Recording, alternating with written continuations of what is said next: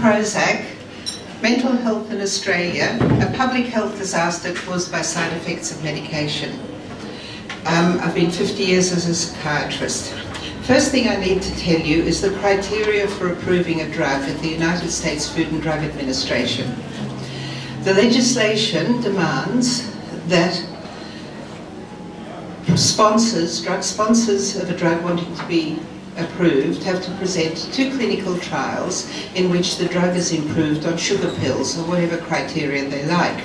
They can and did do 373 clinical trials on antidepressants, but presented only 2. For the kind of stress that the clinical trial subjects were experiencing, orange cordial or snake oil could produce that result. The FDA must approve new drugs even though there may be preponderant evidence to the contrary based on equally reliable studies. The Therapeutic Goods Administration is our regulator. They say a few things on their website, but they've stopped saying that some drugs are safe and effective. My comment on the TGA is unprintable. TGA is in lockstep with the FDA. The drugs of concern that I'm talking about, those used in psychiatry, are poison for kids, for all Melanesians, for all East Asians, and for some Caucasians who lack metabolizing genes and become chronically, catastrophically toxic, suicidal, and violent even on low doses. Studies where antidepressants induce suicides in clinical trials and treated populations. Healy and Whitaker exposed this in 2003. They published about follow-up studies in the community, information from morgues, and various other forms of research. They found that people on antidepressants, or who had suddenly stopped them, committed or attempted suicide 2 to 12 times as often as those taking sugar pills. They concluded it's no longer possible to support the null hypothesis that SSRIs do not cause suicide. They passed the scientific standard of proof, and this has passed in the Supreme Court of Australia and the United States and any courts that demand the expert code of conduct. After this paper and a whole lot of other activism, the United States Food and Drug Administration published a public health advisory called Worsening Depression and Suicidality in Adults and Children Being Treated with Antidepressant Medications. Australia did not follow suit.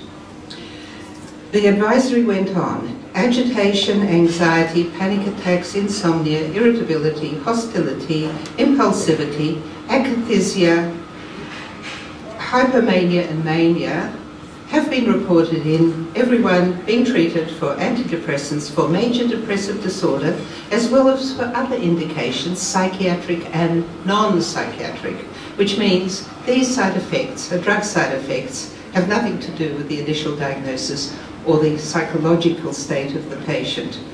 The one to watch out for is akathisia, which is a Greek word for can't sit down restlessness, because that's associated with inexplicable suicide, violence, and homicides.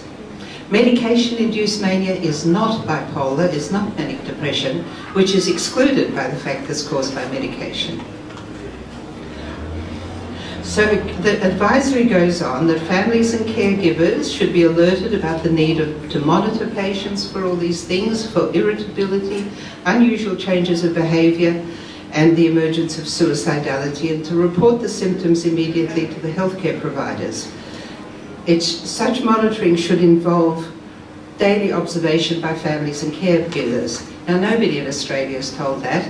And if they go back to their doctor and say, this drug is making me suicidal, 2 things happen. 1, the doctor doubles the dose, or 2, if they have made a suicide attempt, they call in the Mental Health Review Tribunal, which enforces it. The American Psychiatric Association in 2004 immediately issued suicide warnings to its members, but the Royal Australian and New Zealand College of Psychiatrists refused to do so, saying, we are not convinced. The powers that be didn't permit this black box warning to be given to Australian doctors or patients. Key opinion leaders, you'll hear of those from Barbara, Professor Hickey and McGorry, authors of guidelines and policies, have still not accepted that medications can cause suicide. Professor Hickey calls a huge body of literature, like 2,000 papers, anecdotal, and stated in a public meeting when challenged, Yola, we don't believe these drugs have adverse effects. You're talking nonsense. I left that meeting of 300 people and nobody gave me eye contact. At another meeting, Alan Rosen, who you've met recently here, said, that's not very helpful, Yola. Good on you. Okay, now this was going to be a slide, but you might be able to see it. This is the American product information on Effexor, or venlafaxine, Effexor. It has 106 side effects listed in American product information. They include suicide attempt, akathisia, psychosis, abnormal speech, suicide thinking, delusions, dementia, Guillain-Barré syndrome, homicidal ideation, paranoid reaction, psychotic depression. Australian product information for Effexor, we're informed of 39 side effects, no suicide, no paranoid state, in fact hardly anything at all, and no suicide attempts, and certainly no homicidal ideation. I've assessed the number of homicides on Effexor. So, what is the effect of these drug company frauds? Because there's no other name for them. And in the United States, there is a False Claims Act, and all these companies get done for fraud, and they pay billions of dollars, 2.2 billion, 3 billion in fines, don't change their practices. We don't have a False Claims Act. So what's the effect of this on mental health? The statistics are collected in various ways for various reasons. This is what I've got. There were 69 suicides committed under New South Wales mental health care in 1993. Much fewer than that before Prozac came in 1990. There were 173 people committed suicide in 1999. Between 1996 and 2002, which is not a lot of years, 1,163 persons committed suicide, being treated by New South Wales mental health care within 28 days of contact. Between 2003 and 2008, 937 more committed suicide, but they were only counted if the suicide occurred within 7 days of contact. That's 3 a week before 2002, and 4 a week after 2002, when they counted those only within 7 days of contact. So we really need, there were really a lot more, and there are a lot more who committed suicide on drugs prescribed in New South Wales mental health care, but we don't count those, do we? The statistics are fudged, which is why we need a Royal Commission into the influence of the pharmaceutical industry on mental health. Between 1993 and 2001, suicide numbers under mental health trebled. There's 3 times as many people. They increased from 9% to 21% of all suicides in New South Wales. So increased suicide numbers in New South Wales were accounted for entirely by the suicides under New South Wales mental health care. Another statistic on the, used to be on the Department of Health website, but they clean it up occasionally. Hospitalisation for suicide attempts. It's increased threefold. But in 89-90, there were 55 people per 100,000 of population that were admitted to hospital having made a suicide attempt. That's before Prozac. After Prozac, 2004-5, that's only 5 years later, and this hasn't improved, the suicide attempt, hospitalised suicide attempt rate is 155 per 100,000 of population, and 10 years ago that was 9,000 a year, and it's probably doubled since then. So these drugs also cause a costly and expensive public health problem. Now, I talked to you about suicide in kids, in young people. It started to rise in the mid-90s, and this was correlated with the increase in the prescription of drugs for attention deficit hyperactivity disorder, in short, being boys, amphetamines and Ritalin. Their side effects include sudden death, toxic psychosis, aggressive behaviour, visual hallucinations, insomnia, suicidal thinking and psychotic behaviour. So if a kid can't concentrate in class, you go to a paediatrician, you get one of these. But child suicide peaked in 1998 after antidepressants were added to this mix. And Antipsychotics. Atypical antipsychotics are twice as bad for suicide. In the clinical trials, they had 3 to 6 times the rate of suicide of no treatment. EPIC, that's Professor Bagori's guideline for the grandly titled Organization for Preventing Early Identification and Prevention of Psychosis, it's called, recommends the use of a number of drugs, in fact 8 drugs, not approved for kids, for his hypothetical pre-psychosis syndrome. Now, the Royal New Zealand College of Psychiatrists, hugely funded by the pharmaceutical industry, they do this by registering about 300 or 400 or 500 drug reps for their conferences, but they don't have to be provided for. There's a lot of subsidy there. In a family medicine magazine, that's not a peer-reviewed journal, in a family medicine magazine, a paper called Clinical Guidance on the Use of Antidepressant Medication in Children and Adolescents appeared. 9 influential child psychiatrists opined that these were important drugs for children, even though they had never been approved for that age group. Not even by the FDA, not even 2 successful trials out of the hundreds done. The College of Psychiatrists is guided by Professors Hickey and McGorry, who are well remunerated by both governments and by drug companies. McGorry got $4.5 million for promoting Risperdal for kids, whereas its makers paid $2.2 billion fine for promoting it for children in the United States under the False Claims Act. These doctors value their personal opinion over the contents of product information, over what the Cochrane collaboration, which looks at all clinical trials published and unpublished. After these publications, the FDA issued the warnings, which I've told you about.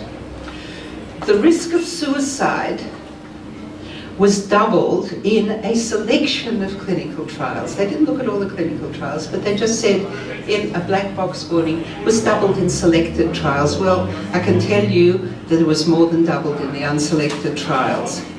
However, it's even worse than that.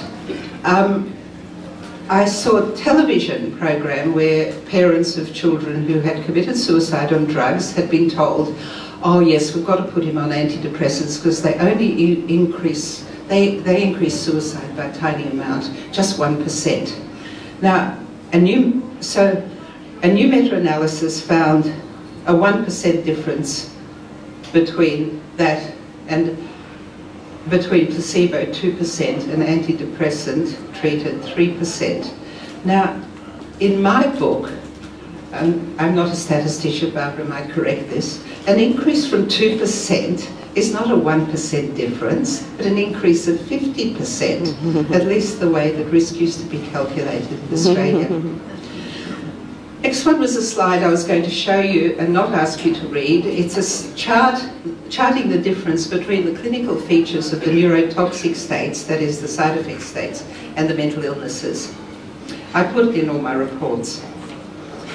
Suicide in veterans. The number of Australian veterans committing suicide on these drugs for post-traumatic stress disorder has reached 3 times the number killed in Afghanistan, while 20 veterans in USA kill themselves every day and some commit homicide. I was asked by a family to be an expert in a homicide case like this. He was on a tumbrel load of drugs, as was that major who shot up everybody. But the lawyer said, oh no, look, the judge won't like this. The judge won't like this, so I was out. Now the national suicide rate's got to be affected, hasn't it? It increased from 13 per 100,000 to 14.6 in 1997 and 14.3 in 1998. It was just shooting up with all these new drugs. Hanging, which is usually 10%, peaked at 50% of suicides in 98. Now hanging is the most common method in akathisia, which is that side effect I was telling you about. In 1996-98, after the government's programs to prevent it were underway, suicide accounted for 2% of all deaths, whereas in the 20s it had been 1% of deaths. Now about violence in mental health patients. They've become more violent, said Beverly Raphael. Needing security guards on psychiatric wards is a new phenomenon. Between 1999 and 2003, that's 4 years, 36 patients being treated in the New South Wales public sector committed homicide within 28 days of contact. I've got a half a dozen more outside 28 days. Between 2003 and 2008, 43 more patients having treatment in New South Wales mental health public sector committed homicide, but they're only counted within 7 days of contact. I can't even get the nurses union interested in this because they're killing nurses, they're killing healthcare workers, and they're killing family members. So, more committed homicide on meds prescribed in mental health, and of course by private psychiatrists and general practitioners. Now, prisons and prison hospitals become overwhelmed with SSRI, suicide and violence.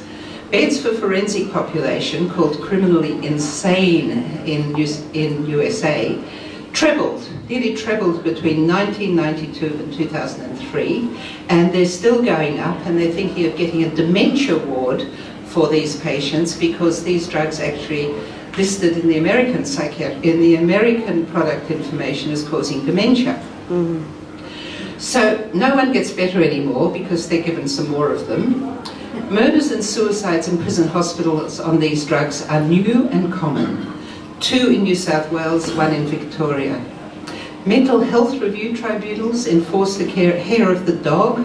They ordered bigger doses of the same or similar drugs as cause the violence. The mental health review tribunal legislation is based on a false belief that these drugs work. If these drugs work, there'd be less demand for mental health care, and there is more. Our disability for work. In the United States, if you read Robert Whittaker's book, Anatomy of an Epidemic, over 800 people a day are going onto disability roles for vague psychiatric reasons.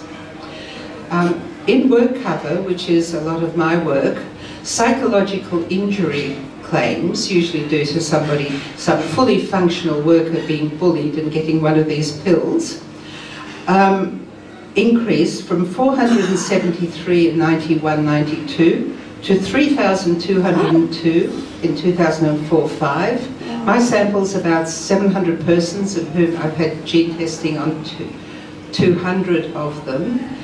They go on to disability support pensions. In 2001, 30% of over 250,000 persons receiving the DSP for psychological or psychiatric reasons, which had overtaken musculoskeletal disability, were honoured for a poorly defined psychological cause, and the minister was threatening a crackdown. Now, according to the ABC's 7:30, this crackdown's now on. Vague psychiatric disability from continuing medication could bankrupt Australia or the United States if it keeps going. Now, this is what turned me onto it. I experienced in a rural ward before and after it was taken over by Pharma-educated psychiatrists. In 2003 and 4, and I've been there since 97, 1/3 of the admissions, 192 admissions, involved persons admitted for suicidal and homicidal thoughts and behaviours. All were taking these new drugs in psychiatry at variable doses and sometimes in combinations.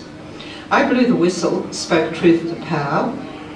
The director peer-reviewed my reports about him and his team. He advised the Medical Board and Healthcare Complaints Commission that I was a nuisance and talking nonsense. I was sacked, reported and defamed. He opened a 50-bed secure unit in Wagga when he only needed 12 beds a few years earlier to accommodate, 12 open beds to accommodate the iatrogenic epidemic he was creating, and he's now the chief psychiatrist. Now, costs. So, in 2003, Beverly Raphael warned that demand had doubled over a decade. Over a similar period, this 1992, cost of providing mental health care nationally was $555 million. In 2005, it was $1.3 billion. That is 1,380 billion. No one gets better anymore. Thank you. Wow.